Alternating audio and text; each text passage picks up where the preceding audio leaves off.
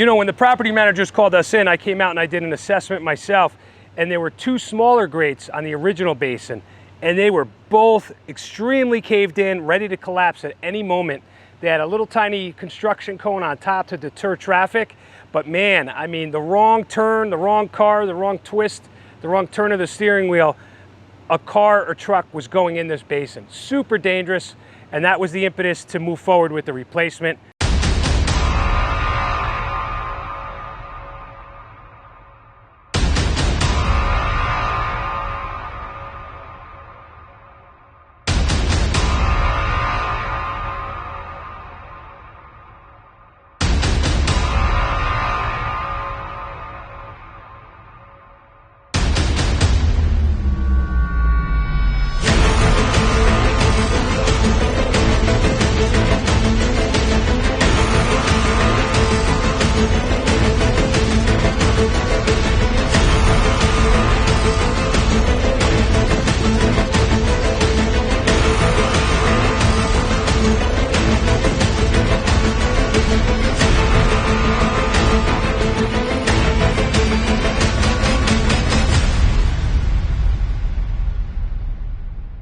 Hey, it's the Greenwich Contractor, and we're here on Mason Street working on a commercial project. What we were doing on this one was what we thought would be a simple replacement of a catch basin in a parking lot behind a commercial building. This is Brown Harris Stevens real estate office.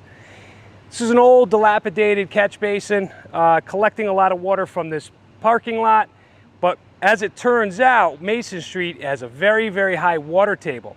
So the commercial building is running pumps, two pumps simultaneously to continuously bail the basement. Guess where that water goes? Into this basin. So we had to pull off a real magic trick on this one. We had to pause the pumps in the basement and hurry up and work quick to do our efforts in the driveway, but this was a multi-day job. So we had to toggle on and off with the pumps inside the building while running pumps outside. Got a little tricky, got a little frustrating, nothing we could not handle, and great success today. We just wrapped the job. We were able to get a gigantic, oversized precast catch basin in here, not without a lot of effort. What we found was when we pulled the old box out, which was a lot of loose brick and mortar, we found ourselves standing on a bunch of reinforced concrete. That concrete was stubborn, had steel rebar throughout, and we had to work by hand because the box was too tight for the machine bucket. So the guys were in there cutting and breaking and chipping and hammering, piece by piece, section by section. We were able to saw cut and haul everything out of here. Dropped the basin in today, worked with some hydraulic cement and got everything positioned in place. We got a real nice oversized precast cast iron grate here. The property manager's thrilled.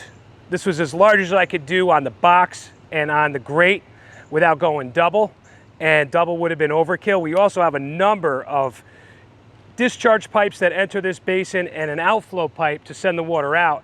A little bit complicated. Things were on 45 degrees, plugging into different facets of the box, so we had to do a lot of customization. We were able to knock it out. Everything looks great, and now we have 5.5 foot depth on this basin.